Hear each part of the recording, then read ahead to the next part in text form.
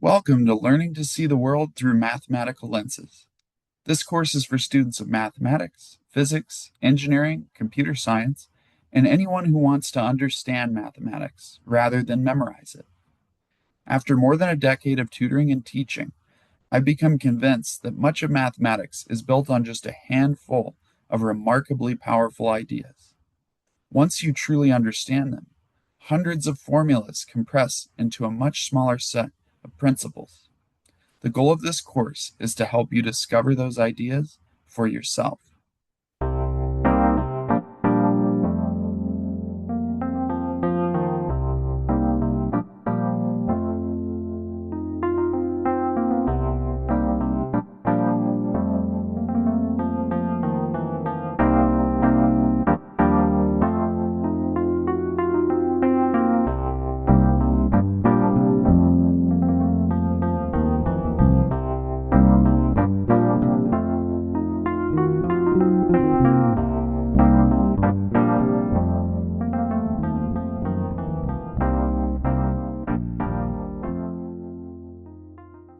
All right, so session 4, I think it is.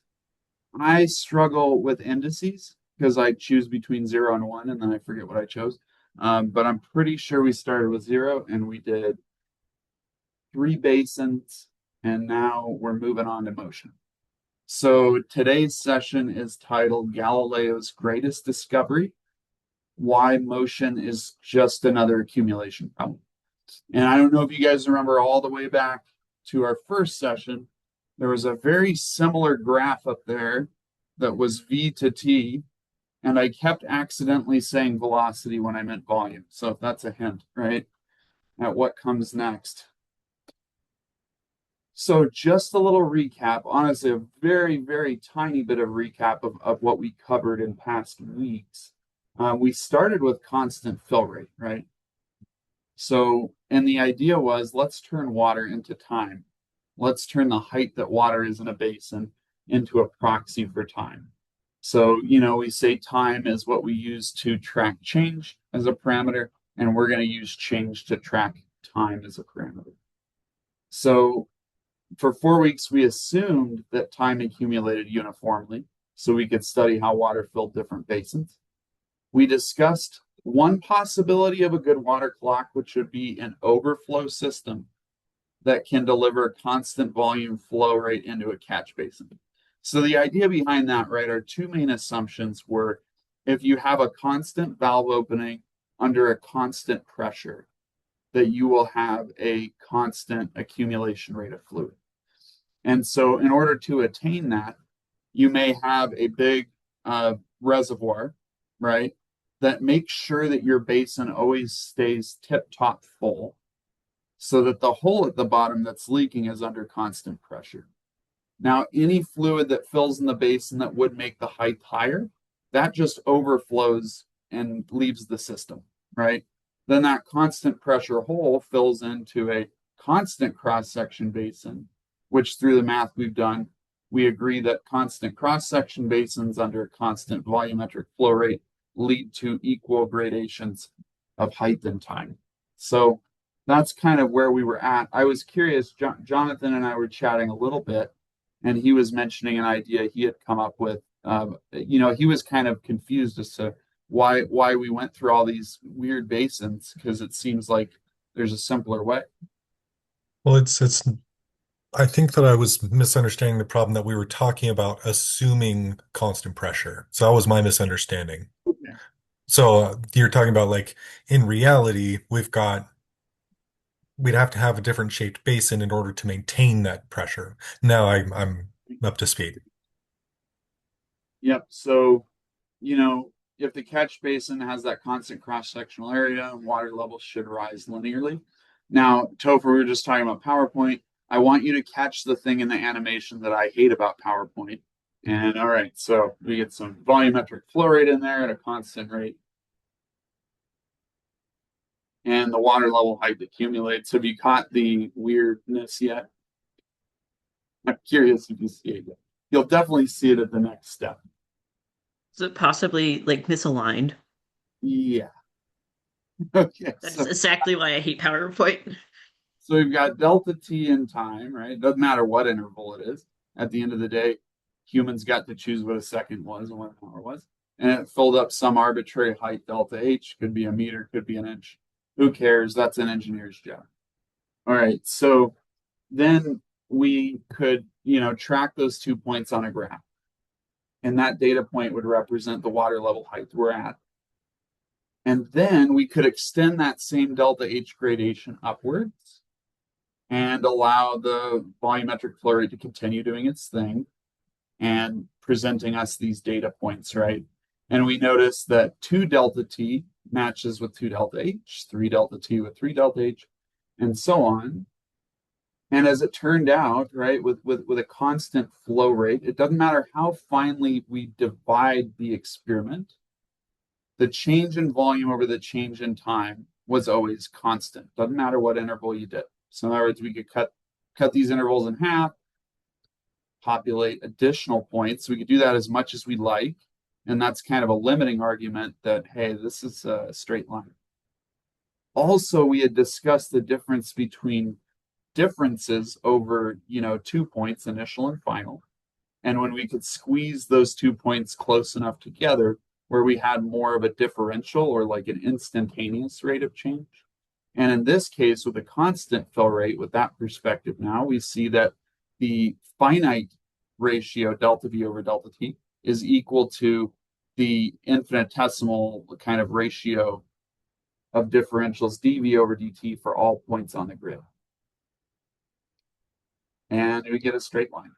So today we're going to reverse that story. And funny enough, Galileo never solved the problem that I've been asking us to solve, right? Like Jonathan masterfully stated, we're looking for some sort of shaped container that maintains a constant pressure at the orifice as it drains without any refills or catch basins or overflow. Galileo never quite got there. So it'll be interesting to talk about the kind of water clock he used, because he did use a water clock for this particular experiment. As a matter of fact, he didn't use a catch basin overflow system. What he did was he used a massive, massive reservoir with a tiny, tiny pipe that would pipe into a, beaker of some sort with different gradations. Can anybody take a guess as to why that produces a roughly uniform flow? You're just removing so little material that it's effectively constant pressure. That is spot on. Exactly. So with a big enough reservoir, the little bit of volumetric flow rate that's coming out doesn't really lower that water level enough to change the pressure of the orifice. So that's the method Galileo used. I think it's funny that this thing we're building up to, he didn't quite get to. He also spent a lot of his time studying pendulum clocks, but this was actually prior to that experience in his life. So today we're going to be talking about motion, and particularly Galileo's law of odd numbers. So he found this strange pattern of odd numbers when it came to motion on Earth's surface. So to start, we've got just a rolling disc or ball or sliding box. Doesn't really matter what it is, but we're going to put it on an inclined plane. Now, the reason why we're putting it on an inclined plane instead of just dropping it, does anybody have a guess as to why Galileo would do that?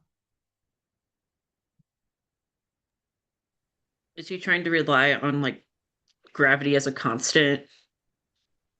I mean, I'm not so sure he knew at this point that gravity was a constant, saying we're at the beginning of his experimentation. But think about the kind of clock he was using, and then ask yourself why he wasn't just studying free fall. Because he could extend the period of time, so that it would be easier to measure. Right. I mean, back then there was no vernier, equipment in the lab that could automatically start and stop the water clock for you, right? So in free fall, it would be awfully hard to measure these sorts of things. So the inclined plane really took a component of the total gravity near Earth's surface. We'll talk a bit about that more later. So he slowed the effects of gravity, just like Jonathan said. Now, over here on the left, I have a crude representation of his water clock. And as we talked about, each equal rise of water height in the clock represented roughly an equal interval in time. So even though the gradations are measured in units of distance, we can use that as a proxy now for a measure of time. All right, so now we start the experiment. He lets the ball go rolling, okay? And he lets it roll through one gradation on his beaker. Then he goes ahead and calls the distance that the ball rolled delta r. So it doesn't matter what that distance is, he's just marking it. Then he extends the scale down his inclined plane. During the second interval, the ball actually traveled an additional 3 of those initial measurements. So he started off with delta r, then the next unit of time, the ball traveled 3 delta r. And during the third interval of time, it traveled an additional 5 delta r. So this is what we call Galileo's law of odd numbers. And the first thing to notice is that equal intervals of time are not producing equal changes in position. What does that tell us about the rate at which position changes? The change of rate is changing. Yeah, exactly, right? We're speaking with a constant rate of position change in time. Because if we did have a constant rate of position change in time, what would we expect to see? It would just move like one increment per one gradation. Yeah, we'd see delta R, delta R, delta R, delta R Mhm. for delta T. Yep.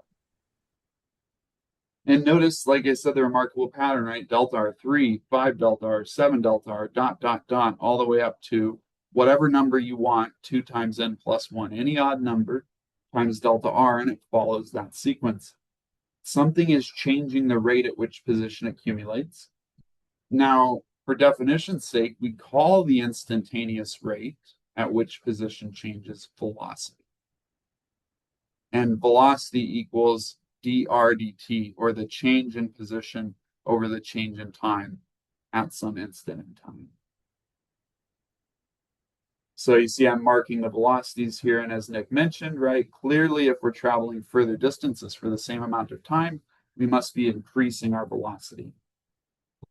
Our next big task is going to be determining how velocity changes with time. But first, I think it's worth varying the experiment parameters and just seeing what changes. So let's run this experiment again. Now we've got 2 different angles, okay? So changing the ramp angle changes the overall scale of the motion. Steeper ramps produce larger initial displacements. Shallower ramps produce smaller ones, which we kind of expected because that's why we didn't just do free fall. But the odd number pattern still remains when it comes to that relative first measurement. So angle of the inclined plane plays no significance here. Surprisingly, and this might even be more surprising to those of you who have taken more physics courses, changing the object shape doesn't change the odd number law. It can change the initial displacement size, but it doesn't change this odd number law. Changing the object's mass actually has no effect in the ideal case. In other words, if I have 2 spheres of different masses, or even different sizes, as long as they're spheres, uniform density spheres, they will roll down not only in accordance with the odd law or with the odd number law, they will have the same initial displacement over that first time period. So Galileo, we hear about the story of the Leaning Tower, right? Dropping 2 different sized objects, different mass objects, and they fall at the same rate. This was further evidence that that was the case. And even more surprising, sliding and rolling objects alike obey this law of odd numbers. So even objects with initial velocities, when you start measuring them, still behave with the odd law number, right? And in the cases I've shown you, the ball started with 0 velocity. It doesn't matter when you start tracking the initial displacement. It will always be 1 of those, 3 of those, 5 of those. And so to begin to understand why these odd numbers appear, we're going to shift our attention away from displacement, which is the word we use for change in position. So, if you have position 1, position 2, the distance between those distance is the displacement. The shortest line distance between those 2 points is the displacement. So in order to do that, we're going to do something I'm going to call taking limits of the averages. So we're going to start by calculating the average velocity over each interval we tested. This is a constant speed that would have resulted in the equivalent displacement. Do y'all remember last week we took those different shaped tanks, like the quadratic tank, and we took the rectangular component, the triangular component, and the quadratic wedge component, and turned them into equivalent rectangular filling tanks, right? With constant cross section. Those tanks agreed on initial and final height of the water fill. But I believe Jonathan pointed out that they do not agree in the middle of the interval, right? This is very similar. We're going to calculate the average velocity, which will give us the proper initial and final position information, but it won't necessarily line up with reality on what happens in between. To calculate average velocity, we use a finite difference ratio. I'm going to call it delta S over delta T, where delta S represents some change in position. The reason I'm using S here is because we're using an inclined plane, so it's not exactly on the x-axis, not exactly on the y-axis, and I'm not using delta R. Well, why don't you think I'm using delta R for this definition?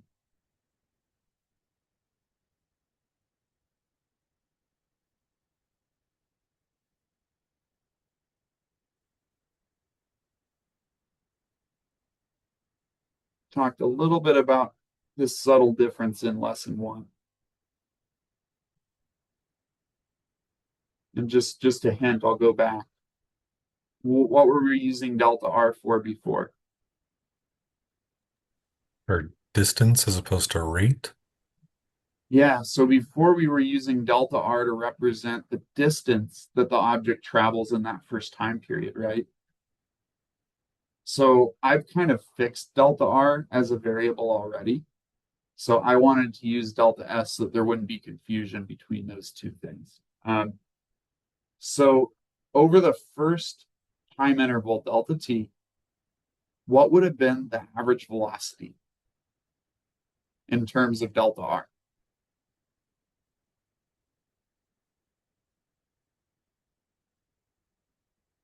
Maybe it'll help to go back. If B average is change in position over change in time, and we go back here, what was the change in position for the first interval?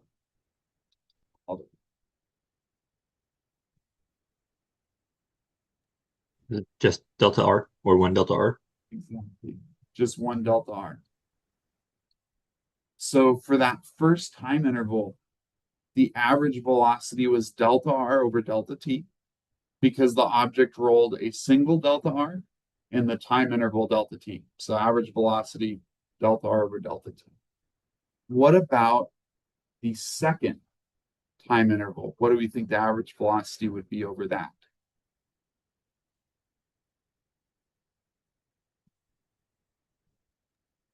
Starting from that, like not including the first time period, just starting after Yep. ends and going. Yep. Average velocity. Was it at 3 delta R? Exactly. So during the second time period, the object traveled 3 delta R in the same delta T period of time. Just shift it over. Like Nick said, we're not doing it for 2 delta T, we're just doing it for the delta T. And then we do it for another delta T, and what do you know, right? Galileo's law of odd numbers makes this pretty nice from now on. The the average velocity over the first time interval, delta R over delta T. Second interval, 3 delta R over delta T, and third interval, 5 delta R over delta T. Would the average velocity model agree with reality on true displacement for any time value?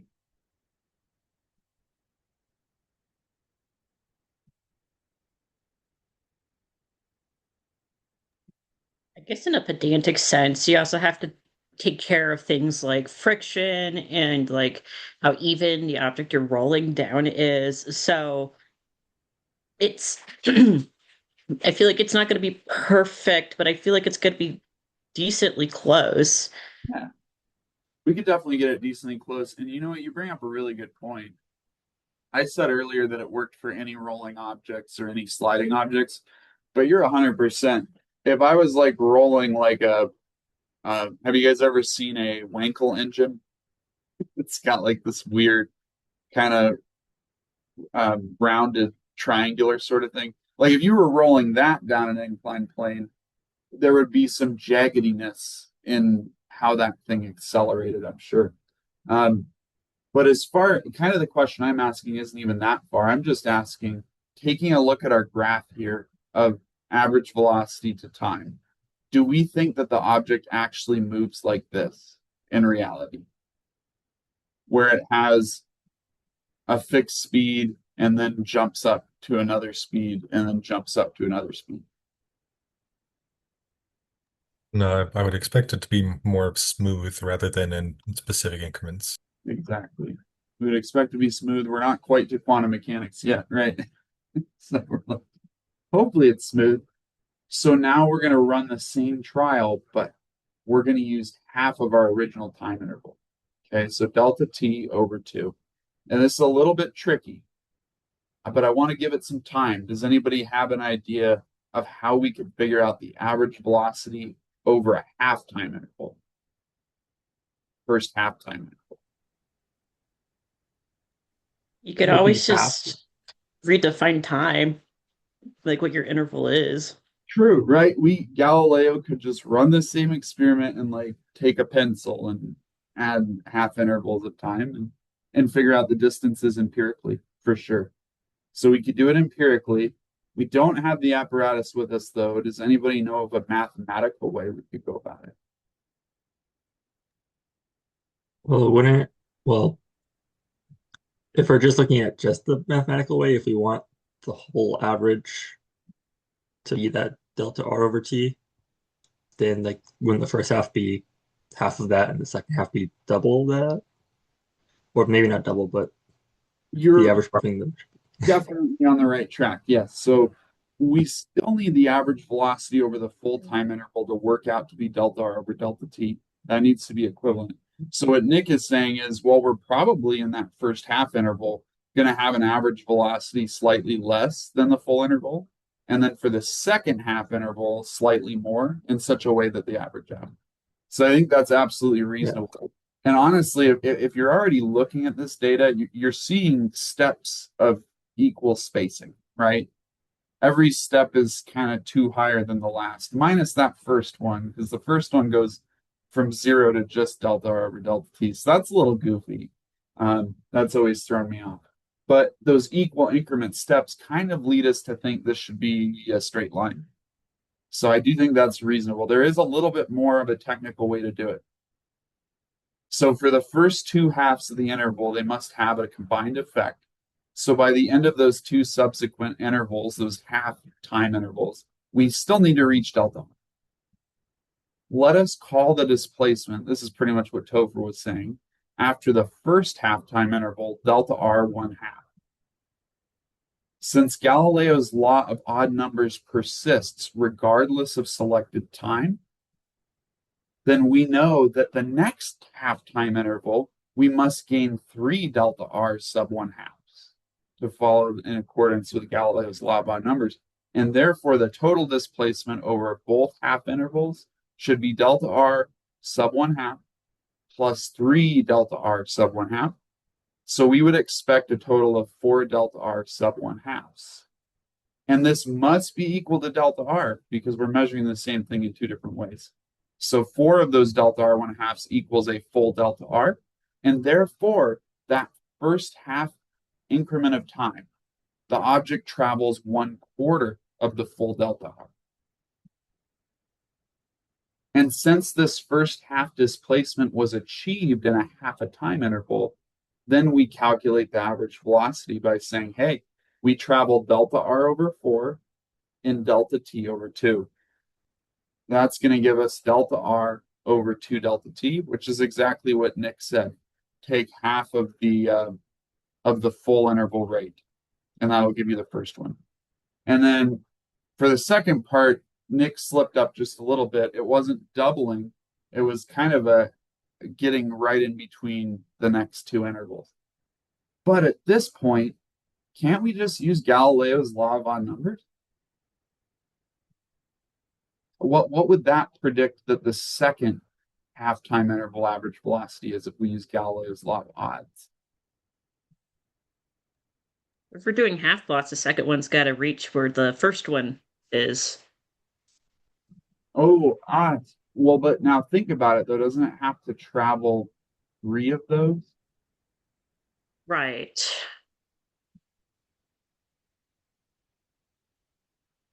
So like Nick said, if the first half interval is slightly below the full interval average, then the second one has to be slightly above.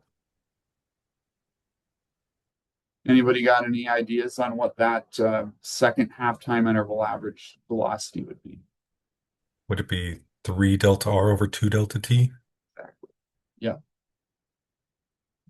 And then we just use Galileo's law of odd numbers. 5 delta R over 2 delta T, 7 delta R over 2 delta T, 9 delta R over 2 delta T, 11 delta R over 2 delta T. And it's kind of looking even more like a line, right? We're just making it the same staircase with different size steps. But at the end of the day, we're starting in the same spot and we're ending in the same spot. And in fact, for the incredulous, you can continue having the time intervals indefinitely. The limit of this endless process is always the same. The refined average velocities approach a straight line.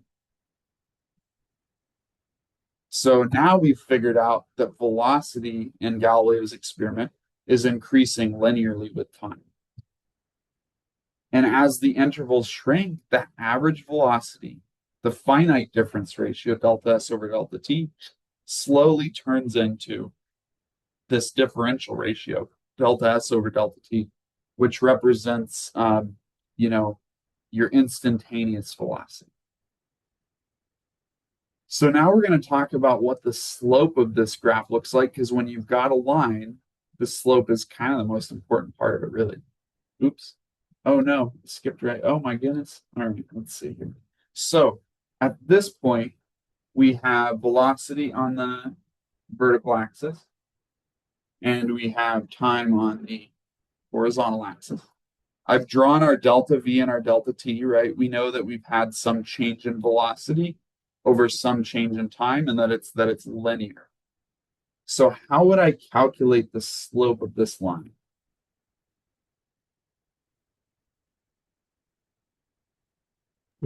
So formula? Yeah. Or right. I think one of the things that I just always keep in my head, doesn't matter how far past Algebra 1 I am, I love rise over run. So what would be the rise between, say, this initial point and this final point? Delta V. Yeah, just delta V. And then the run Delta T. is delta T, right? So we've got a slope of delta V over delta T.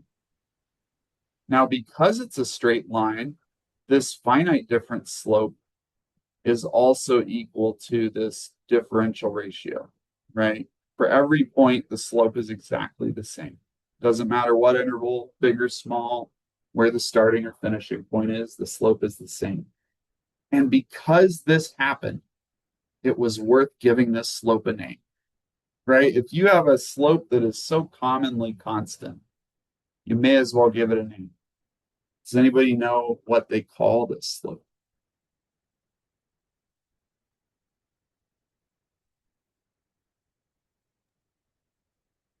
Isn't this acceleration? Precisely. I feel kind of goofy. Some of my past bullet points had acceleration listed before we even talked about it. But that's all it is. It's a slope that tells us how the velocity is going to change as the time changes. And we're going to go ahead and give it symbol A. And so using this relationship that we're given by the line, we can say A equals delta V over delta T. And that means that delta V, or how much your velocity does change over a time interval, is equal to the acceleration times the time interval itself.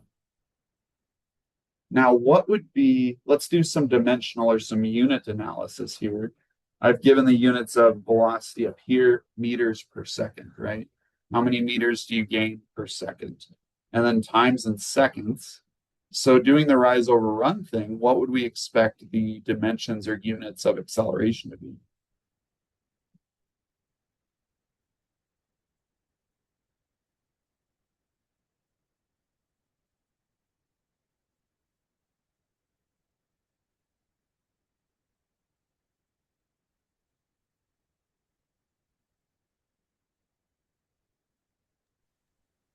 A velocity over time.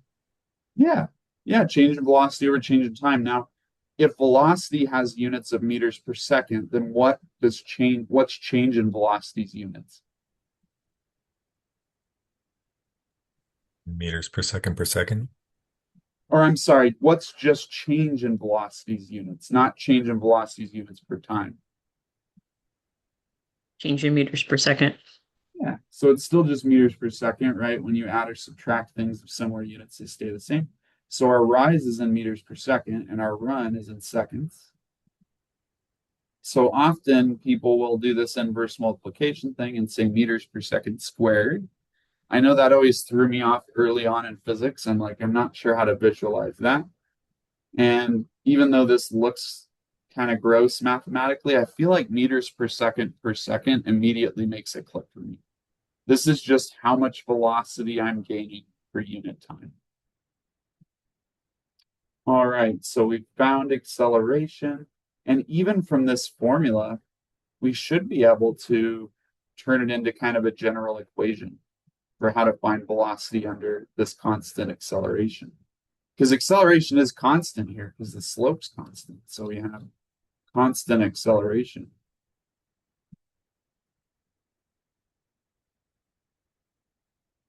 So if I have delta V up here, how can I expand that out?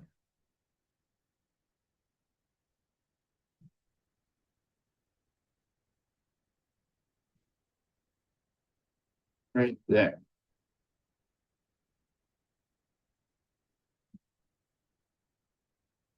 What does delta notation represent? Change.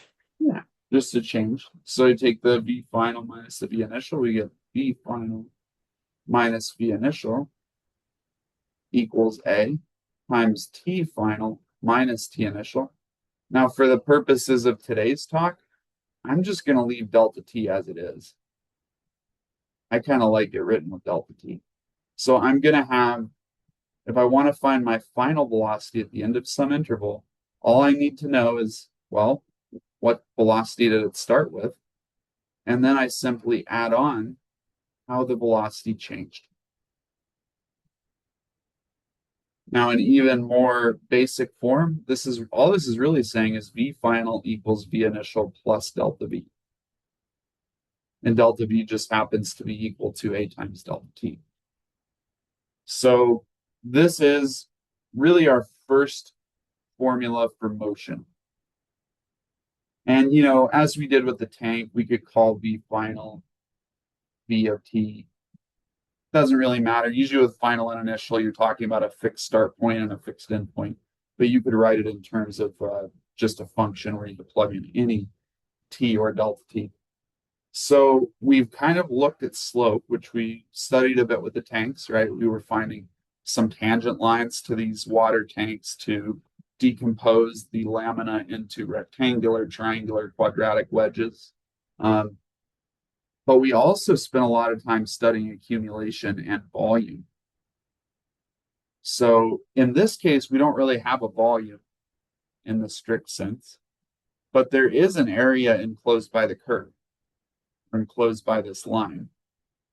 What do we think the units of the area under the curve would be?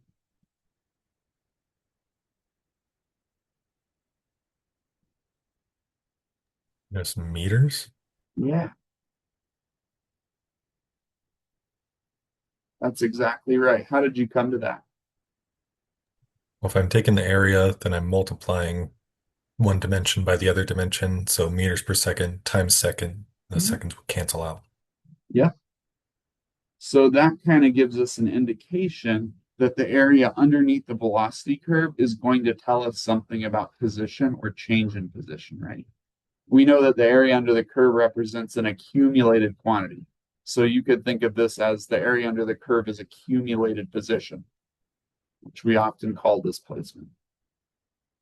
So taking a look, could we decompose the area under the curve into geometric objects that we could parse out?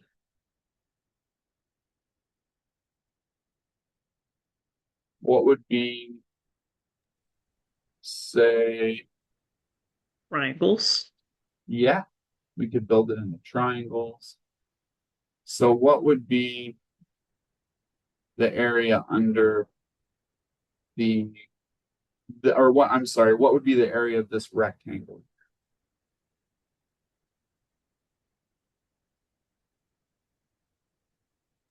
A delta t times velocity initial. Yeah, just be initial times delta t. And then what could we calculate for the area under the triangle?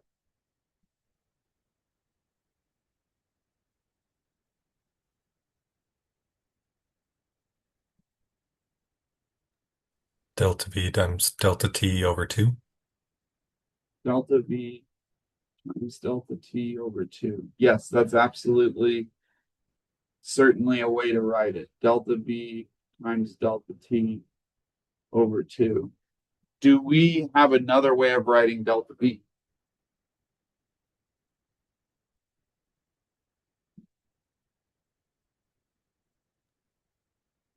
Change of displacement over change of time. True, but we're trying to find displacement by the area under the curve. Could we write it in terms of things that we know? We have that delta v equals a times delta t up there. So we know the change in velocity is the acceleration times the change of time by that linear relationship. So now we really have an area under here that's represented by 1/2 a times delta t squared. I'm getting flashbacks from dynamics. Yeah, so delta t is in parentheses. I'm not going to write the parentheses, but just know that's the full time interval just squared simply. So what we've really found, and that's all the area under the curve, right? So what does the sum of those areas equal? So if I take v initial times delta t, and I add that other bit of area, 1/2 a times delta t squared, what is that going to be equal to? Displacement. Exactly, right? So as Jonathan found, area under the curve has units of meters. And so the displacement is just the accumulated area under the curve. Now, does that necessarily mean that we know exactly where this object is in space? Why not?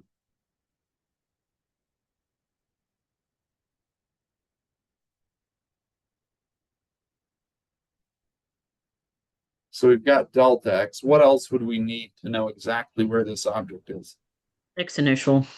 Exactly. We need an initial condition because accumulation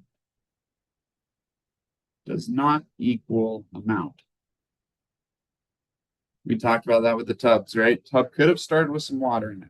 Until we know that, we can't say for certain, just based on accumulation. But we can write delta x as x final minus x initial. Then we can add the x initial to the other side. And what we end up with is x final equals v initial times delta t plus, oh, whoops, equals x initial. So your starting position plus v initial delta t plus 1/2 a delta t squared. So going back to, you remember how we kind of had this written in terms of acceleration, but then we kind of simplified it to the bare bones? What would this equation look like simplified to the bare bones?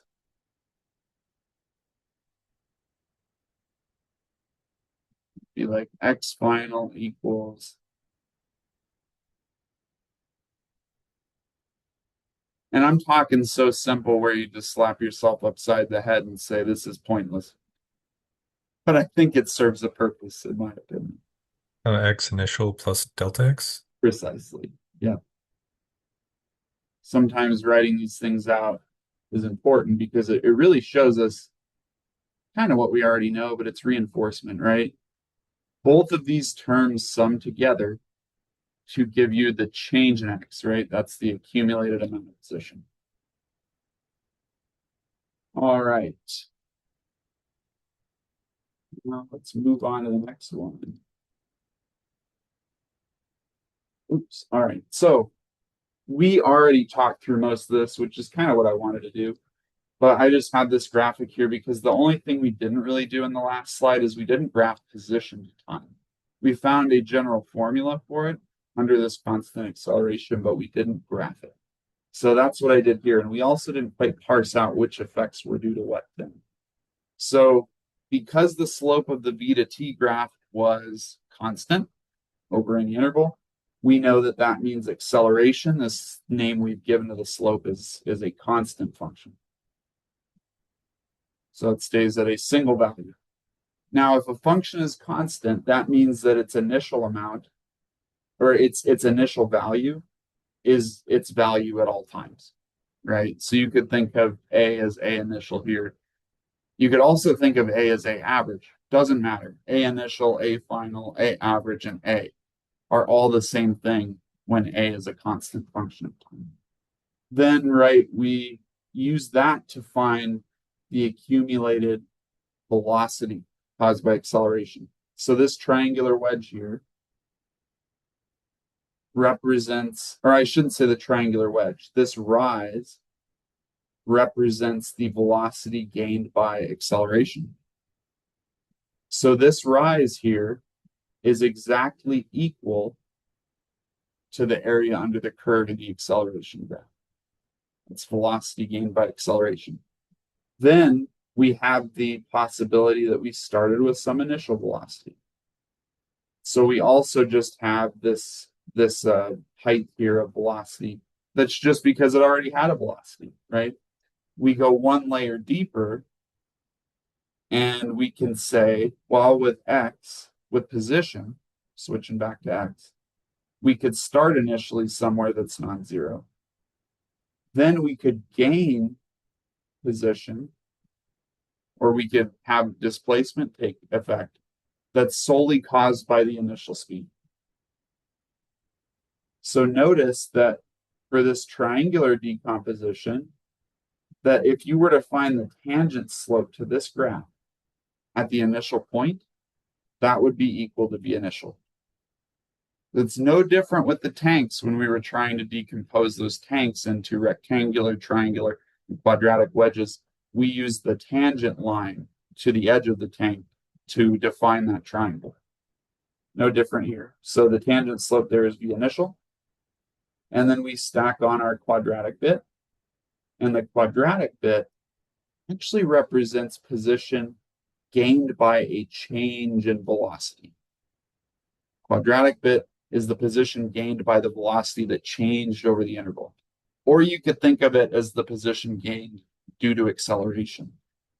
So position gained due to acceleration plus position gained due to initial velocity plus whatever initial position you had is your current position. Philosophical question. Could I call that delta x?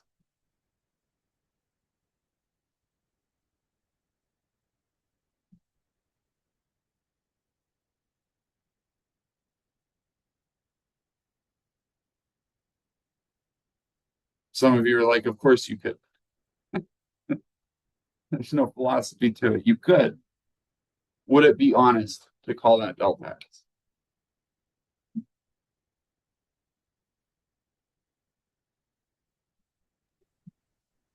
Delta x is in that bottom graph. This one? Yeah. Is that what you're measuring? Yeah, so I'm Delta x saying, this interval or this increase we got from initial velocity, could I call that Mhm. delta? I think it would be confusing Yeah, why would it be confusing? because that's assuming that your velocity does not change. Sure. If you were to physically measure the object, your if you try to get x final out of that, it would be different than Yes. if you could physically measure it. Yes, this delta x would be what we would call a linear approximation, right? So we would find the initial speed or the thing that changes position at the initial point, and we would just extrapolate a linear sort of approximation. So we could say like maybe this approximately equals delta x if the interval is really short, right? If delta t is really small, that quadratic bit's gonna get huggier and huggier to that linear bit. But it's not really delta x. Delta x is what on this graph? From the blue line to the yellow-orange line. Exactly. Yep. That's the true delta x. And that is given by position gained by initial velocity, which is v initial delta t. And then we have to add on the position gained by a change in velocity, which is 1/2 a delta t squared. So we have to sum those two things together to get true delta x. Now we're going to go into this more deeply in a future session, but this, I've been mentioning for a while that I really think that differentials are just ratios. Like I really don't see a problem as long as you can multiply by the finite differences or divide by the finite differences, then delta x and dx pretty much serve similar purposes. This is one of those cases that people will use to try to argue that differentials aren't ratios. Like you can't make ratios out of differentials. Is they will have two different things that are driving a change. Okay, so here we have change in position driven by initial velocity. You might call that delta x of 1. And then you have change in position caused by acceleration. Maybe that's delta x of 2. But in the textbooks, and when you get into multivariate calculus, they will call both of those delta x. And that's super confusing and not helpful. And I think it's a bad argument against differentials being ratios, because these are two different things at the finite difference level. So of course, if we squeeze these two things down, they're not going to be the same. So in other words, when people say you can't just cancel differentials, and then they give you this fringe case, I'm like, well, those weren't even the same finite difference. That was delta x1 and delta x2. So of course they don't cancel. I never expected them to. All right, so with that, let's see, where are we at? Slide 7. So with that, we pretty much, right, we just have these two main equations of kinematics. We've got change in velocity equals a times delta t. We've got change in position equals v initial delta t plus 1/2 a delta t squared. And these two equations are actually the only equations that you need to solve any problem near Earth's surface to do with ideal projectile motion and rolling objects down a hill, dropping objects. These are the only two equations needed to solve a one-dimensional constant acceleration problem.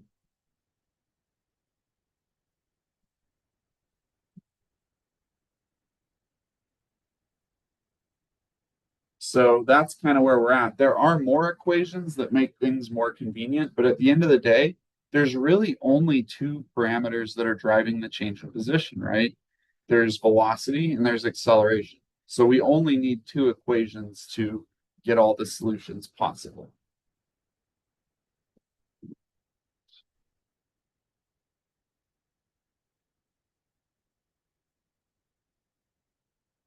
This point, we're going to talk a little bit about maybe another hint that Galileo might have noticed, that position was changing quadratically or with the square of time.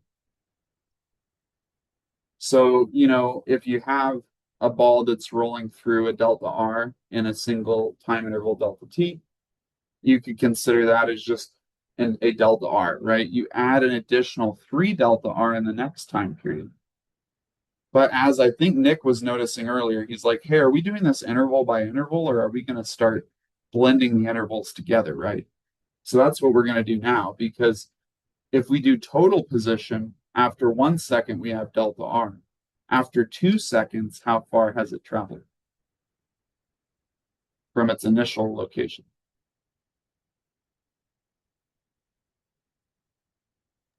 Before delta r. For delta r, right? So we had 1, we added 3, and that gives us 4. Now an additional 5 delta r. How far have we traveled in those 3 time intervals? 9 delta r. Yep. So we had 4, we added 5 more, and we've got 9 delta r. And lastly, you know, for the last case here, we had 7 delta r following the law of odd numbers. You add 7 more things, and you keep getting square numbers. So as it turns out, the sum of odd numbers is equal to the square numbers. So if you want to know any square number, this generates all of them. Because to build the next row, you need, let's see, 1, 2, 3, 4. 1, 2, 3, 4, that's 8. And then an additional 1 right here to fill out the cap, that's 9. The next row is going to be 11, 13, 15, because you're always gaining 1 more in that sense. So I guess with that, it might have been expected that this would be a quadratic relationship between delta x and delta t. So this alpha symbol I'm using here is just saying that the change in position is somewhat related to the change in time. Now, I do think this method's cool, but it doesn't really give you the coefficients that you might want, right? Like this doesn't give you the 1/2 AT delta squared as nicely as the other route, which is why I chose to go the other route. But it is pretty cool, and I've always loved this visual proof that the sum of the odd numbers is the square numbers. So now we're going to grab a few additional kinematics equations. And we're going to get up to what I call the big 4. So when I teach physics workshops, I usually tell people you only need 4 kinematics equations to solve every problem. I lied. You only need 2. But if you hate algebra, you should probably have 4. And most people in early physics do hate algebra. It is always kind of funny, like with tutoring physics, being like, no, like you have the equation you need, you just might not, realize that it's the equation you need. And a lot of times And so yeah. basically somebody at some point was really nice and they were like, hey, there's certain problems that are solvable, but they take a lot of algebra. I'm going to try to be nice and come up with a few more general formulas. So we'll start here with the 2 equations that we know for sure work.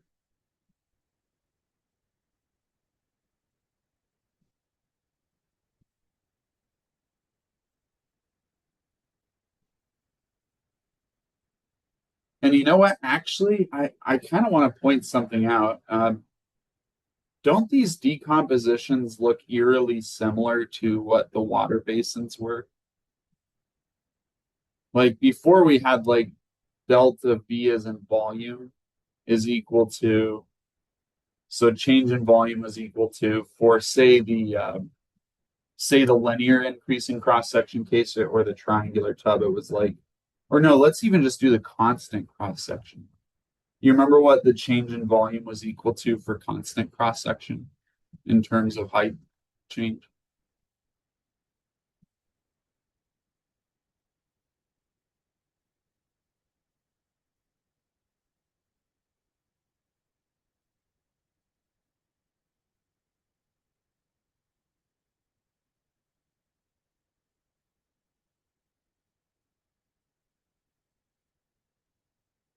What's that going to give us?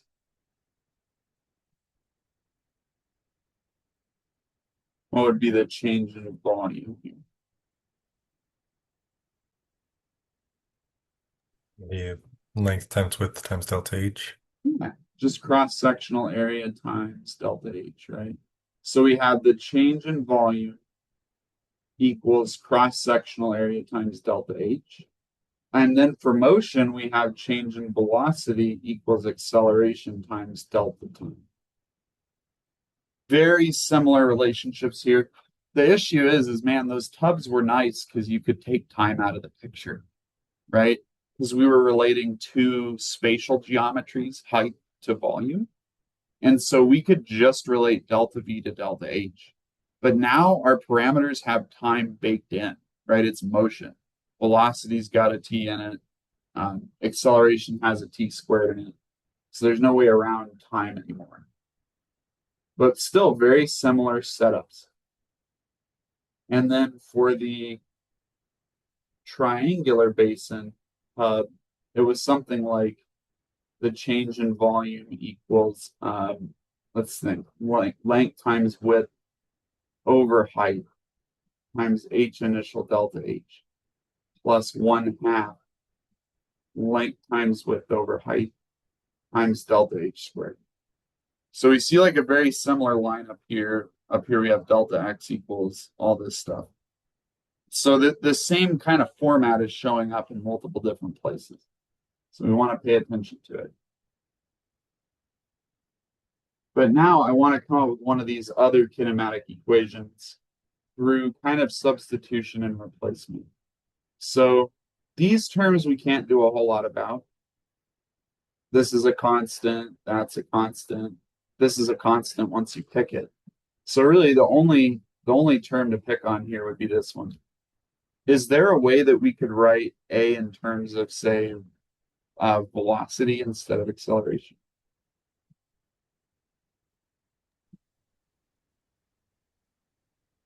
Change of v times t, right? What's that? Was it change of v times t? Close. It's a rate, it's a ratio. Change of v over change of t. Yeah, exactly. Change in velocity over change in time, then times delta t squared.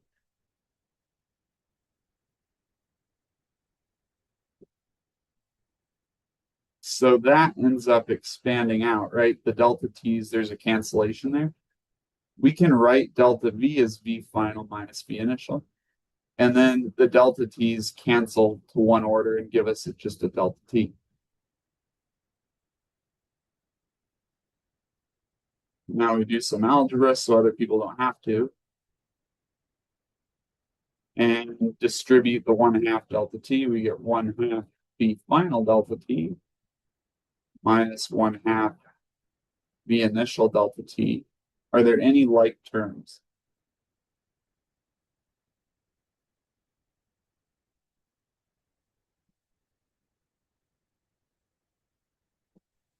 That v initial times change of t and that negative 1/2 v initial times delta t. What does that result in for us? 1.5 v initial delta t. Yeah, exactly. And then we have a 1/2 v final delta t. That's super convenient. So now we can factor out the 1/2 delta t, and what we end up with is x final equals x initial plus v initial plus v final over 2 times delta t. So this is one of the kinematic formulas, one of the big four. Is there any deep explanations or like deep insights we can glean from this formula? Is there something we could write in even simpler terms? I guess my first reaction is that we have an average in there to the initial plus B final over 2. Yeah. Now, is it guaranteed that the initial plus V final divided by 2 is a true average velocity? Why not?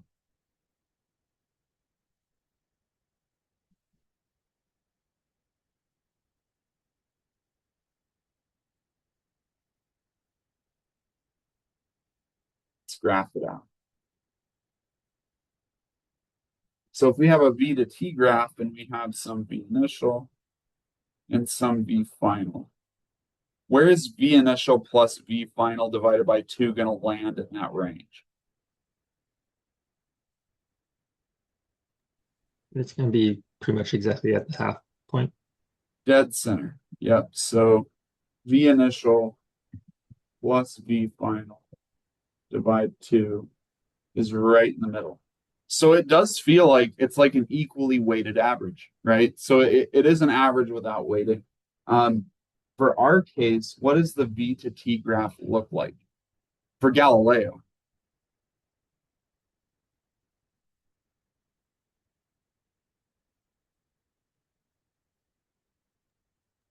So those Isn't it that steps are we, slope? what's that?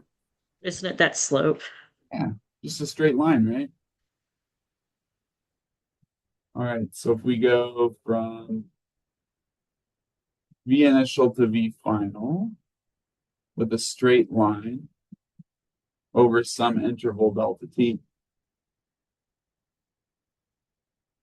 then do we think that V initial plus V final over 2 is the average velocity in this case?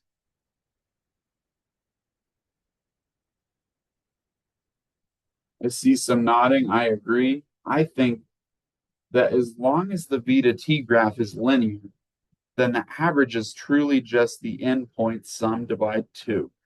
But there's a deeper reasoning behind this because there's a definition in calculus of what the average value of a function is. Does anybody know what things are being equivalent or being made equivalent when we find the average value of a function?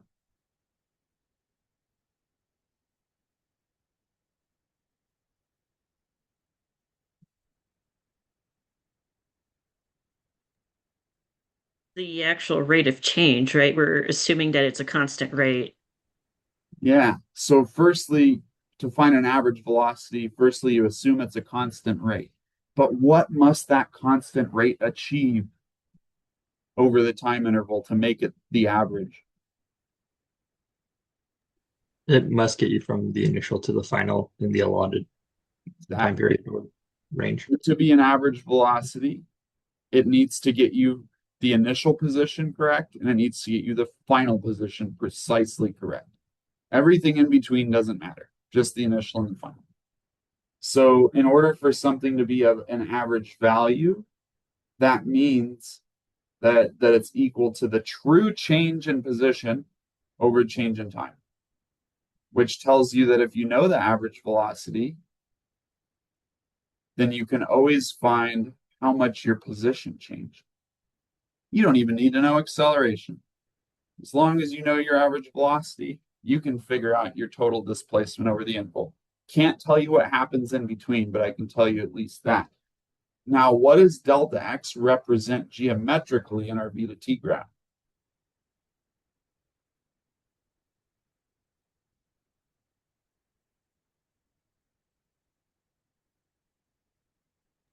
That represents the rectangular area. This one? I'm going to push back on that. I think that area is V initial times delta t. But just in general, because I mean, that's a good insight, right? That's definitely part of what makes what I'm asking about. So you're looking at area under the curve. And that's what delta x represents, right? If you have a V to T graph, you find the area under the curve, you got yourself your displacement. That's exactly what it is. Spot on every time. So with that information, what are we making equivalent to find the average value of a function?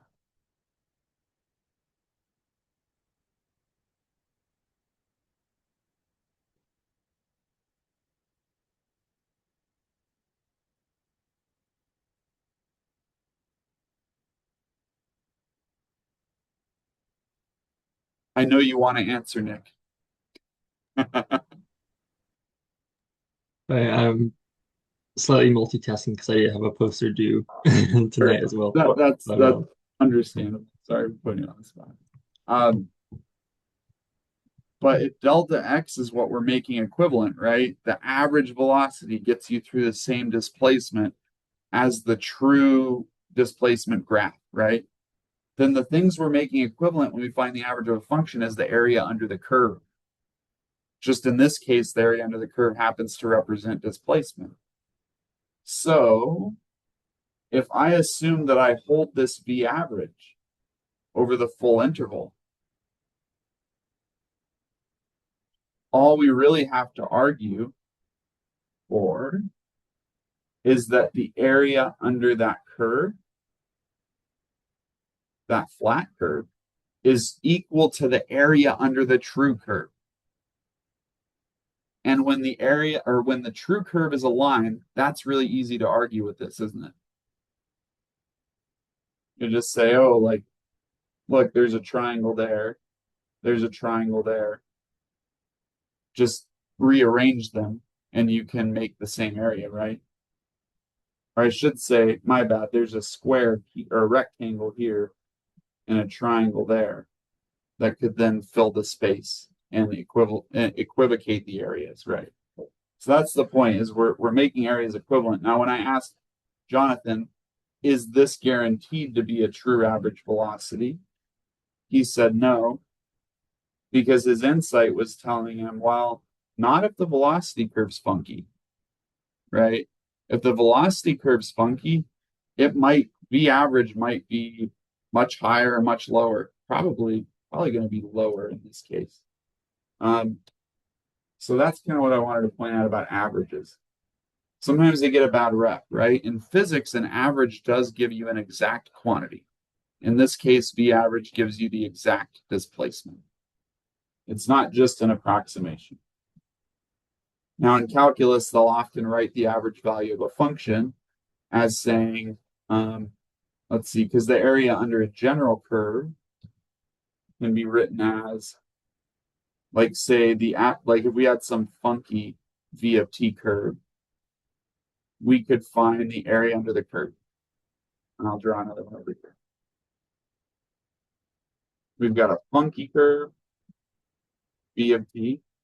We assume we can find the area under the curve with the integral. That's not always a good assumption.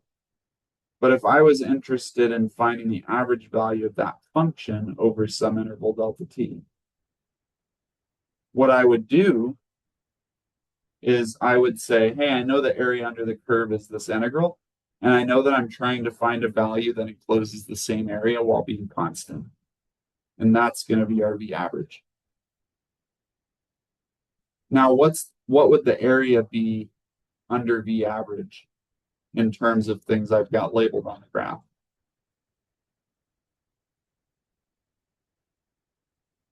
And that's what we'll make equivalent to the true area under the curve.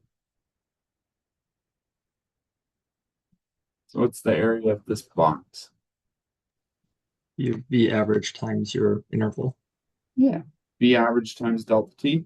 So if you want to know the average value of some random velocity function, you just take 1 over t and you multiply it by the true area under the curve. That gives you the average velocity. Sometimes they'll write it with t final minus t initial. It's t initial. And this is the format of how you find the average value of a function. So kind of roundabout, but I think averages are important to understand. Sometimes we treat them as lesser objects than true rates, but they do give you something. And they do it with a singular value. So really what we have here, all that this third kinematic equation that we have is saying is that if you want to know your final position, figure out what your initial position is, and then add on V average times delta t. And all V average is delta x over delta t. So we see this cancels out and it gives us that silly thing that seems too simple, but that keeps showing up, right? Your final position is your initial position plus your changing position. Yeah. So it's interesting that like that V average times delta t point that works. Well, does that always work as long as your V average is calculated the calculus way Yeah, I mean, versus yeah. So long as you know the true area under the curve, then you find this average value that encloses the same area. And the thing that you're setting equivalent is the total displacement, right? That's the area under the curve, is the total displacement. So we set those two things equal. Therefore, we know V average is going to lead to the same total displacement as the true over that interval. okay. It will Yeah, not and they always in between, but yeah. Go ahead. because saying like they always say those equations are only for constant acceleration, but I guess that's only if you have the simplified version of the average. Yeah, no, that's fair, right? This way of averaging is only for constant acceleration, right? Just the pure V Yeah. initial plus V final divided two. Otherwise, you might have to do V initial plus V final divided by 3, or V initial Yeah. plus V final divided by 4. I wonder if those harmonic numbers will show up again, right? Because with the area accumulation, it was 1/2. With the quadratic accumulation, it was 1/3. We assume with the cubic, it's 1/4. I would not be surprised if for a quadratically changing velocity, you ended up with a V average of like V initial plus V final divided 3. Maybe. I can't say for certain, but maybe that's a homework assignment. All right. So we got one more of the big four to figure out here. And for this one, there's two routes to it. Both of them I enjoy, but I think one of them is much simpler to grasp than the other. So if you have two equations with a similar variable, what's one thing you can do to create a new equation?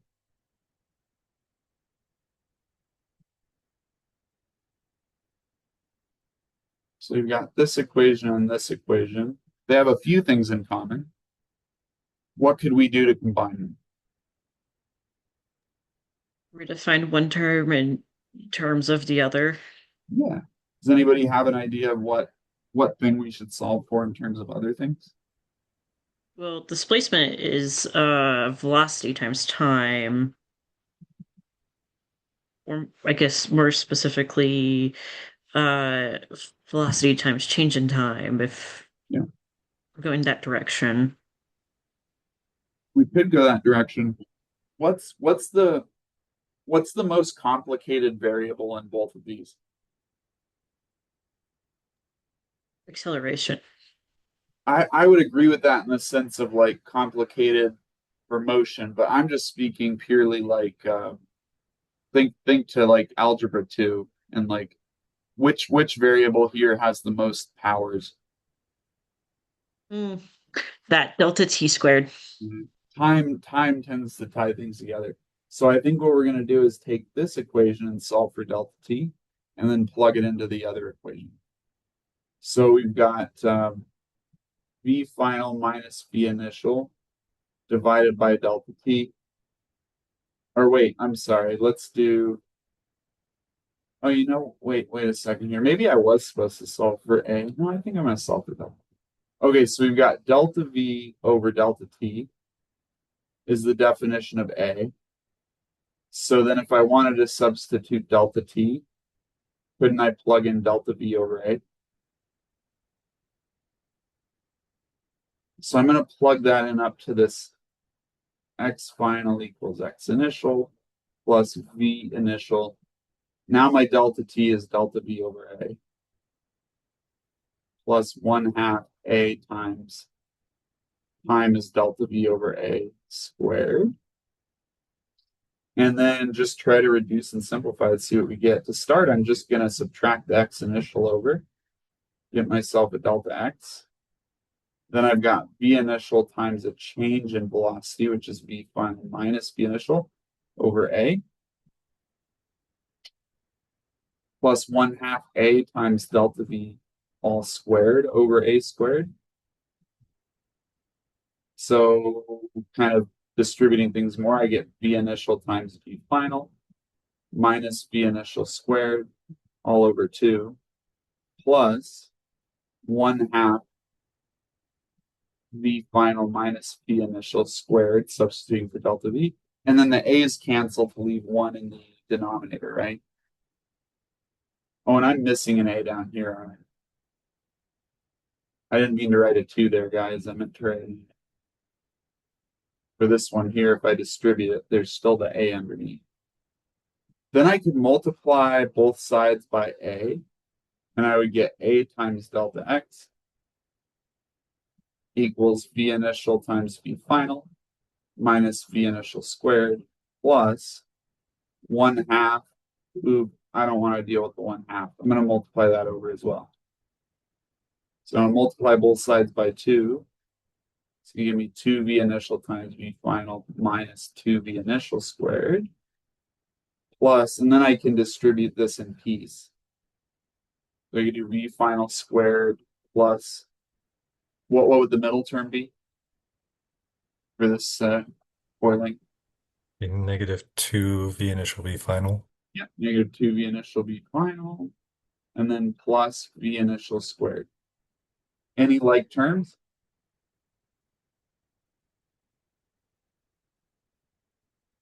Yeah, the 2 v initial v finals cancel out.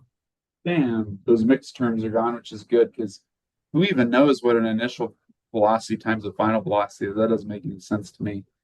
You also have the initial velocity squared. Yeah. And what do those combine to give us? It's just a negative velocity initial squared. So you got v final squared minus v initial squared equals 2a delta x.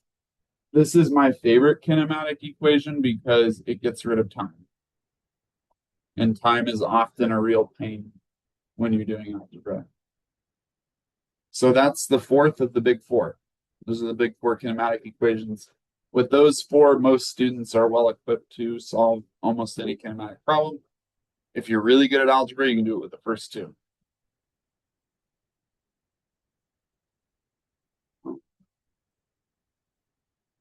Now that we've kind of gotten past that, we can talk about kind of more exciting things, honestly, which is what affects what. So you remember in the first and second session, we did a lot of they were almost like flowcharts or mind maps, like directed graphs where we would say like, oh, in this case, the geometry is decoupled from the time, right? So the faucet, time affects volume, and then volume affects height, right? So for the constant cross-section case, it was just time affects volume, volume affects height, right? Time affects volume, volume affects height. And then what happened when we had weird tub geometry or a water balloon?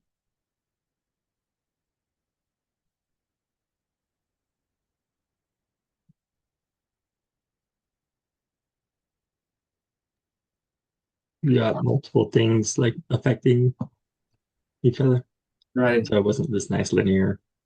Yeah. Like it wasn't decoupled in the sense that the geometry and the time were independent. The time was changing the geometry. And so in the case of tubs that didn't have constant cross-section, the height you were at changed what volume, what the change in volume would be, right? Change in volume might be getting wider. So then things weren't nice and coupled. But I am here to say that kinematics is honestly a little bit less complicated than that, although the effects are similar. What really happens is, in the case of Galileo and constant acceleration, is acceleration affects volume, or sorry, affects velocity. I brought this on myself. And then velocity affects time. Or no, affects position. Oops. Now these are all affected by time in some way or another, right? Except acceleration for Galileo, because it's constant. But this is what I would say, what affects what? Acceleration only directly affects velocity.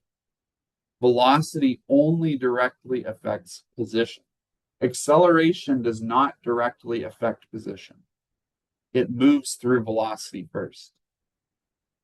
And we notice that in the sense of when we had an acceleration and we wanted to tie that to a change in velocity, we were finding the accumulation of a rectangle. And it was the rectangle that was bounded by the constant acceleration curve, right? And the fraction that we use as a coefficient for a rectangle is just 1. So we just times it by, say, 1 delta t, right? And I'm just going to even leave out the delta t. I don't think it's that important for understanding this concept. Then delta v, the change in velocity, affected the change in position. And so did v initial. We'll kind of just focus on how acceleration affects velocity, then affects position. So the velocity graph in Galileo's case was a triangle, right? So from delta v to delta x was the accumulation of a triangle. So times 1/2 would be the coefficient there. Now, if you go up to how v initial affects delta x, is that a triangle or a rectangle?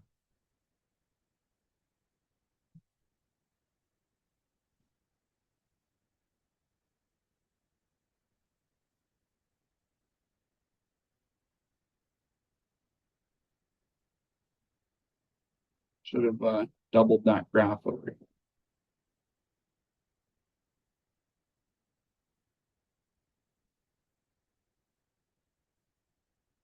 So if this was our v to t graph,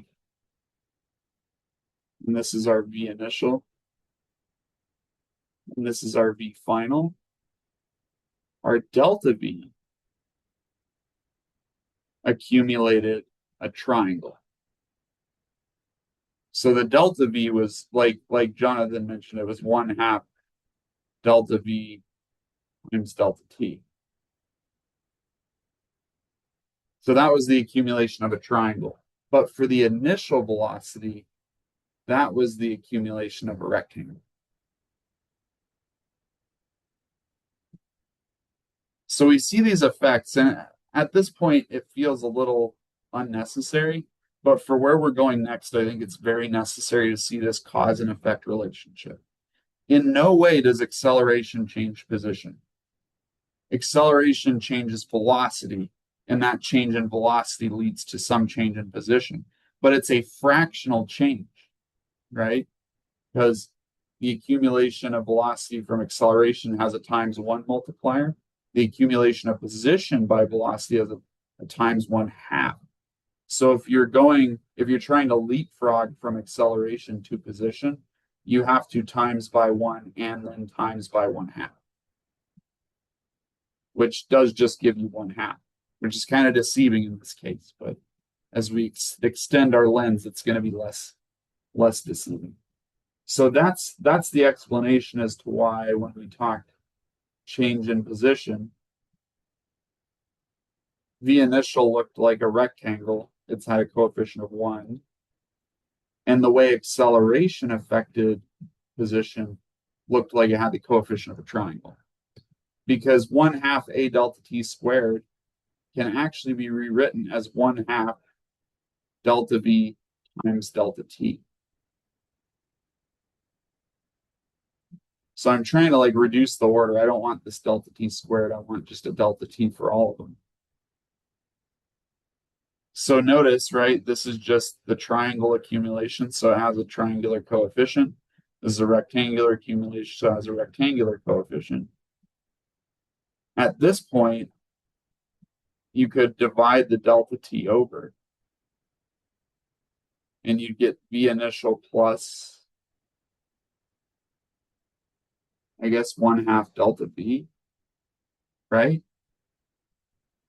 What is delta x over delta t defined as a finite difference? That's just your delta V. What's that? That's just your delta V. Delta x over delta t? Oh, yes. What was the thing that Oh, that's just your V. not just your v, V not average. instantaneous v, it's v average, right? Okay. Yeah. So I guess if you really wanted to go the long way around, you could say v initial plus 1/2 delta v is your average value. Oh, there's that 1/2, right? Why was I so confident that if we had a quadratic velocity that it would be a 1/3? This is why, right? So the 1/2 delta v, we can write delta v, 1/2 delta v is 1/2 v final minus 1/2 v initial. That just cancels out to be v final plus v initial over 2. So this is the proof that Jonathan's average works, coming from a totally different perspective. So that's what affects what. You guys might have started to notice, because I mentioned it with the tanks, kind of like a analogy of velocity and motion with the tank and the water filling. This is a Taylor series. This is a Taylor polynomial.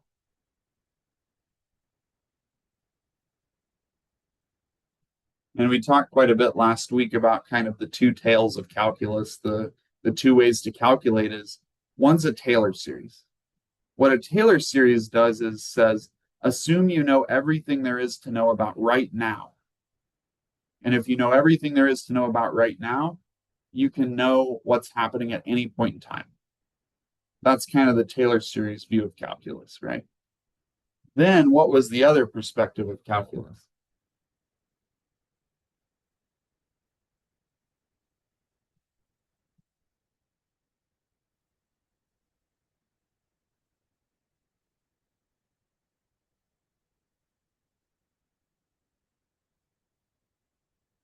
So the Taylor polynomial is the full interval delta t. And as long as you know everything there is to know about the initial conditions. In this case, all you need to know is, all you need to know is v initial and a. And really a is just a initial because it's constant. So what this is saying is, hey, if you know everything there is to know about the starting conditions, you can, extrapolate it out accurately to any time interval you want. That was one perspective of calculus. More on the derivative side. But then we also had this idea of air bounding, right? We could bound the air of these delta t squared, delta t cubed, delta t to the 4th terms. And if you shrink your interval enough, you can literally just do linear approximations over short little subintervals and then sum those linear changes over the full interval. That's called the fundamental theorem of calculus. And so what the fundamental theorem perspective would be here is to find delta x. All you really need to know is velocity as a function of all time. Sounds easy, it's usually not. So this would be an all-time velocity function. And then you simply find the area under that curve. And that will tell you your displacement at any point in time you would like to know it. So this is just a consequence of that air bounding we talked about, right? Taylor series, you need to know everything there is to know about the initial position, the initial velocity, the initial acceleration, and so on. And you can extrapolate that information out over one interval Or the fundamental theorem says all you really need to know is the velocity and to literally do infinitely many little steps of just the velocity. Because it's only velocity that changes position. This is just more evidence of that. Acceleration doesn't change position. The fundamental theorem proves it. Acceleration changes velocity, which then changes position. But there's nothing in this formula right here that talks about acceleration. It's baked in to the velocity function. Right? So two different perspectives, two ways of doing it, same result. Could you do like the double integral of acceleration? That's a good question. So I'm not sure it would be as straightforward as that. Certainly, you can derive these kinematic equations with integration in the fundamental theorem. We have stuck with the Taylor method strictly because of the fact that I haven't really taught you guys any calculus yet. Like we've just done geometry, right? We haven't talked about power rule or inverse power rule or plus C, right? Who cares about plus C? It's just an initial value. But the mathematicians had to make it hard, right? It's all just geometry. They had to make all these rules with fancy names. So yes, you could do a series of integration, two integrations, to go from acceleration to change in position. Although you have to consider the initial values and stuff. So the plus C's and so on. Yeah, you missed that second term. Or What's it? yeah, I was trying to figure out how to do it in my head. Oh yeah. No, it's it's easy to miss things when you're just focused on accumulation and not total amount, right? We all do it. So at this point, we're gonna go a layer deeper than any physics course probably any of you have done, except maybe people who have taken dynamics, I don't know. But we'll see that it's not that deep. It's just a layer deeper. Okay. So one layer deeper. Galileo was lucky. He had the second easiest possible accumulation problem, right? Constant acceleration, linear velocity, quadratic position. That's the second easiest because the first easiest would be what? No acceleration. No acceleration, constant velocity, linear Yeah. position. So he had the second easiest problem. Not that it was super easy, it's still hard. But for example, in the case of other things in nature, for example, does anybody know the acceleration caused by a gravitational body according to Newton?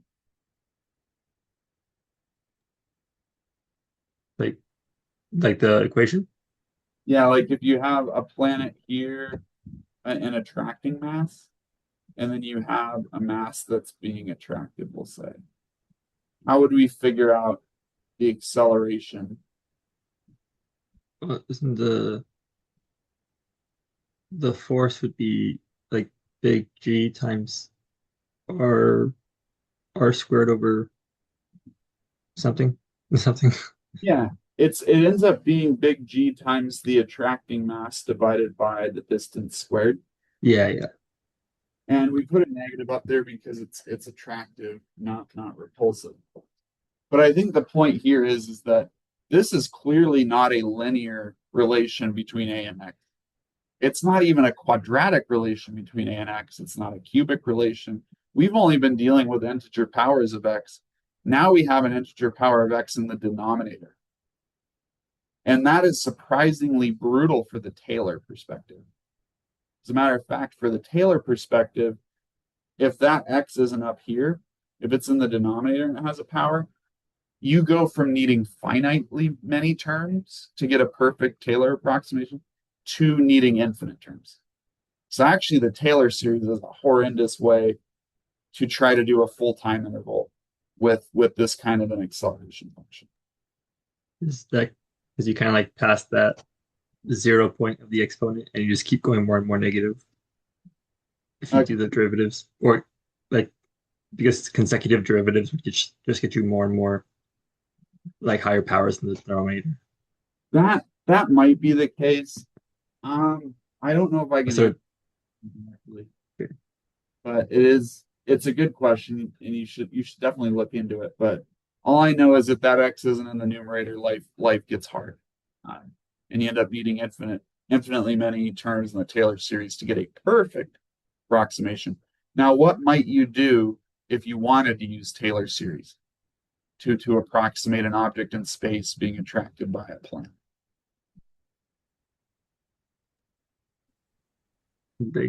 like the error bounding would just like do a finite amount Yeah, to whatever precision you want.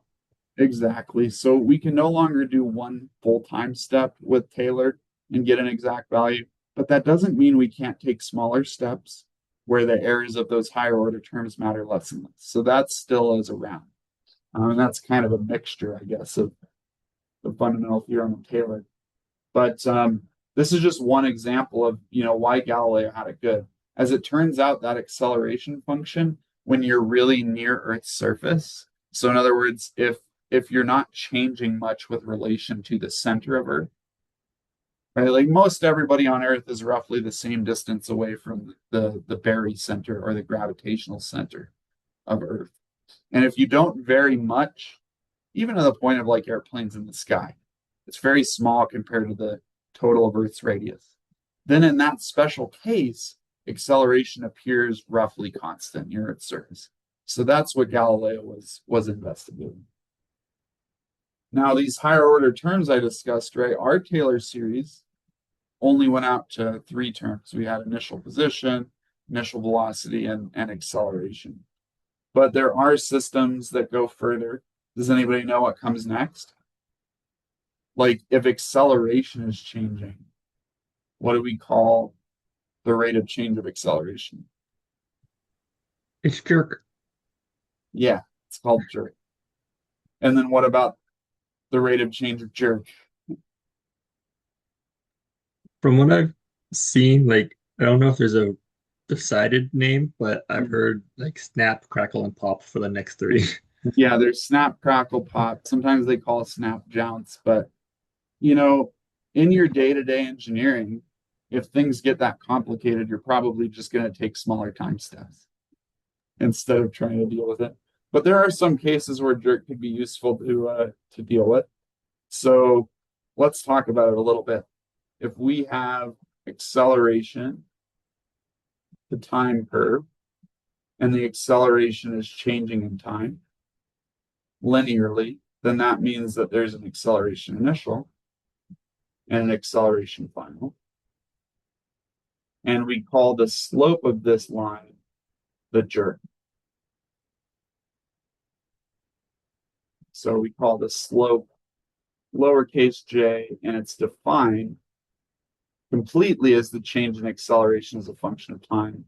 In this case, because it's a linear relationship, it's just delta A over delta T. So using our skills from the last time through, how do we figure out what the change in velocity would be?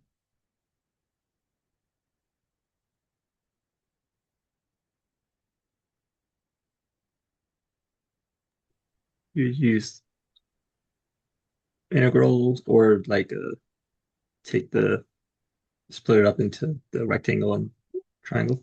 Right, we'll use that same kind of geometric method. So what we would find there is that A initial times delta T would be this lower rectangle. That contributes to change in velocity because velocity is the accumulated area under the acceleration curve. And then we have the triangular bit now, which is actually equal to 1/2 jerk times delta T squared. So how we find that is we say, well, the slope is jerk. So jerk equals delta A over delta T.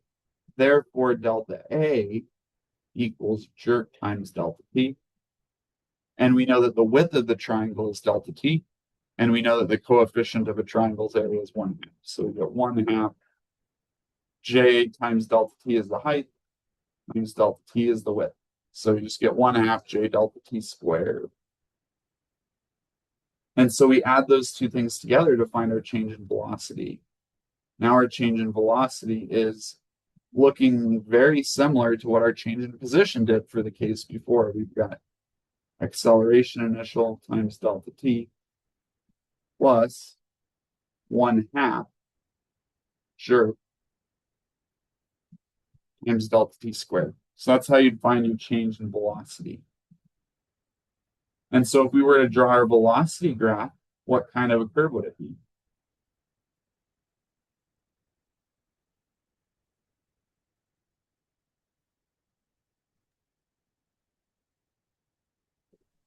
Yeah, quadratic. Yeah, because when you're adding up the area under a triangular or a linear, you get a quadratic. So you'd have some sort of a quadratic, and that quadratic would have an initial tangent slope. What would that tangent slope be equal to?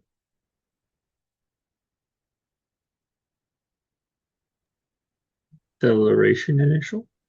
Yeah, that's the initial Okay. acceleration. That's this guy right here. So if we draw out that triangular bit,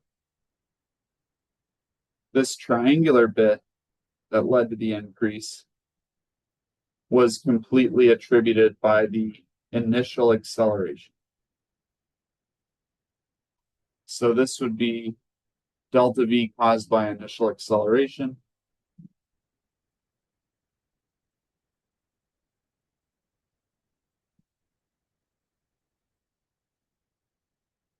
Then beneath it, we have this rectangular area. What would that be representative of?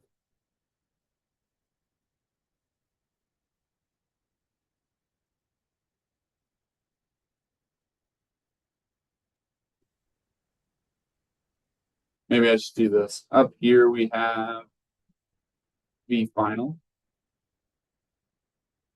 So down here we have V initial, right? So this is That's just initial. And then that last little bit, right, this quadratic bit of increase. Oh man, quadratics are hard to draw for you. This is what? That increase in velocity. What is that?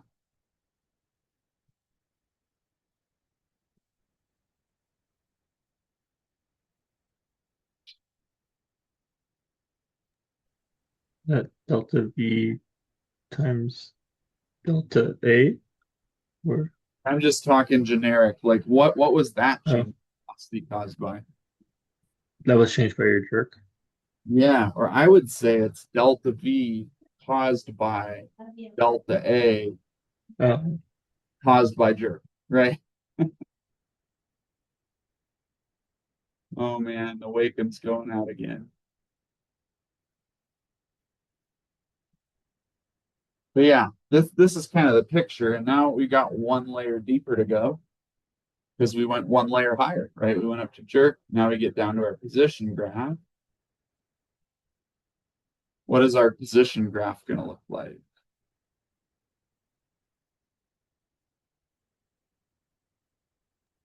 I'm going to run out of colors at some point. it's a third degree polynomial. Yeah, it's a third degree polynomial. It's a cubic. There's going to be a certain amount of initial position. Then the next slope is going to be kind of a triangular increase, linear increase. What's that caused by?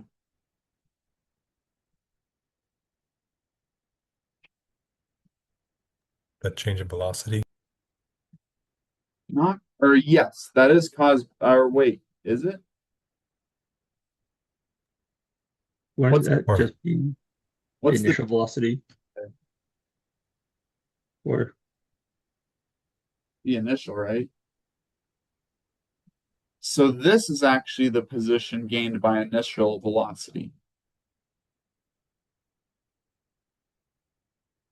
Oops.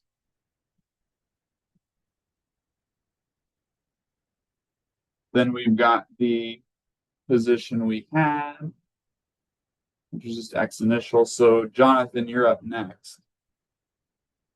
Now we've got this quadratic increase. And you could say that's position gained by what? Change of velocity or the acceleration. If you were really pedantic, you'd say change in velocity. And if you were a physics instructor, you'd probably just say acceleration.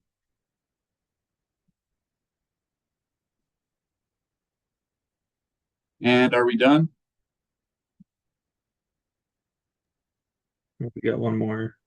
One more to go. A cubic bit of increase. And that's position gained by change in accelerate. No, position gained by change in velocity, gained by change in acceleration caused by jerk. I guess we'll just say jerk, whatever. I do not want to write that out.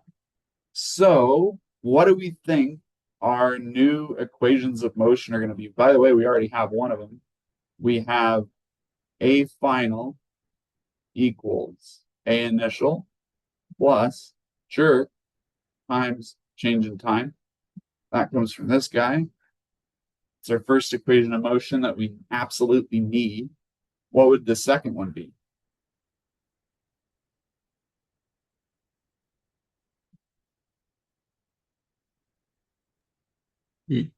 Be change in velocity Yeah, equals equals acceleration times time, or change in acceleration times time. initial acceleration times delta t, right?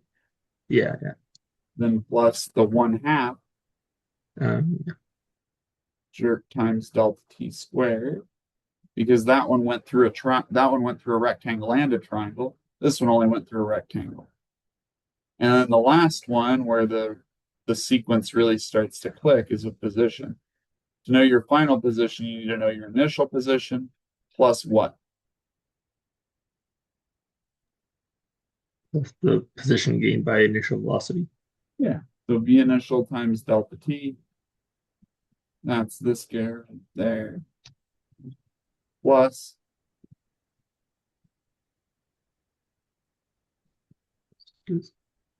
1/2 initial acceleration. yep, 1/2 a initial times delta t squared. That's this one. And then plus what? This is the trick one. And 1/3 times. You think 1/3?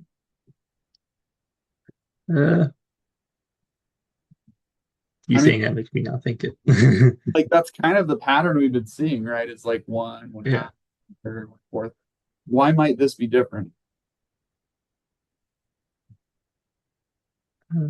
Because it's weird. It's on top of a triangle. Yeah, so to go from jerk to acceleration, that was a rectangle. Mhm. So that was simple. That was just a times 1. But then that change in acceleration also It's the change in velocity. That was a triangle. is it the 1/6? Yeah, that was times 1. And then your change in velocity drove a change in position. That was the area under a quadratic. So that was times 1/3. So if you want to leapfrog from jerk to delta x, you have to times by 1, times by 1/2 for the triangle, times by 1/3 for the quadratic, and you get a 1/6. And this is why the Taylor series has a factorial in the denominator. So it's 1/6 j times delta t cubed. And I think this is just further evidence of my claim, right? Jerk does not change position. Changes acceleration, which changes velocity, which then changes position. And when you see it that way, the 1/6 makes sense because you have to go through the same order. There's a reduction of order, right? So these are three equations of motion, and that's technically all we need to solve any problem with constant jerk. Could you imagine with the last set of equations, we had the big four for constant acceleration? Do you think maybe there's more possibilities with jerk? I think probably. I think maybe there'd be like a big nine. I don't know. Maybe. I've never done it myself, but most courses skip over jerking. But I think as a pattern of what's really going on here, it was important to go to jerk. Because that rectangular accumulation is only a times one, so that confuses people. It makes them think it would be 1/3, right? But when you go rectangle, triangle, quadratic, then you really see the compounding effect. All right. And we are just about out of time. I think we already talked about the Taylor two calculi. That's just the Taylor method versus the true area under the curve integration method using small linear increases. So I would say Taylor is you get all of your information at a point, and then surprisingly, that tells you everything you need to know about the curve.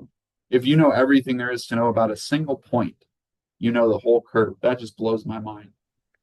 Does that kind of relate to like the deterministic idea of the universe? Or is that kind of just coincidentally similar? I think probably when people saw Taylor's series around, they probably thought, man, this seems like determinism.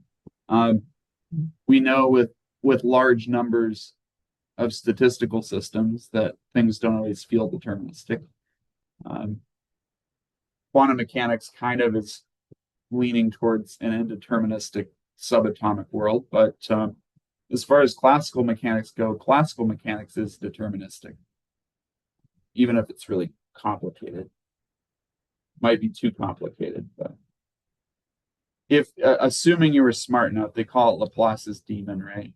Laplace thought of this demon that could basically get all the initial condition information about the universe and then extrapolate everything that would happen.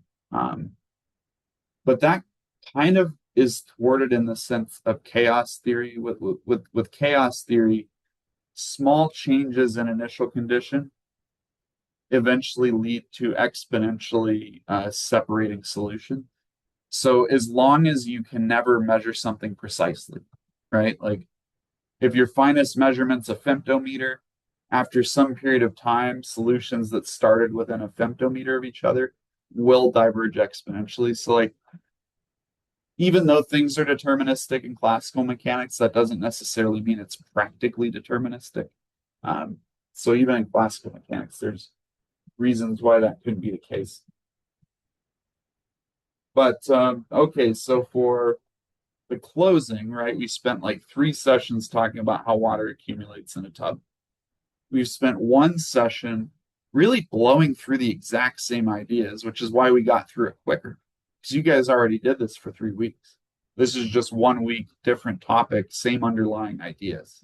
And now I think what we're prepared to do is conclude the story at the start of next session. Because although Galileo didn't have the perfectly shaped water clock, he didn't quite have the mathematical skills that had been built up over history at that point to answer that question, his kinematic work actually helped his student Torricelli answer the same question. So this was an interesting tie-in, is that the person we're going to talk about next was Galileo's pupil.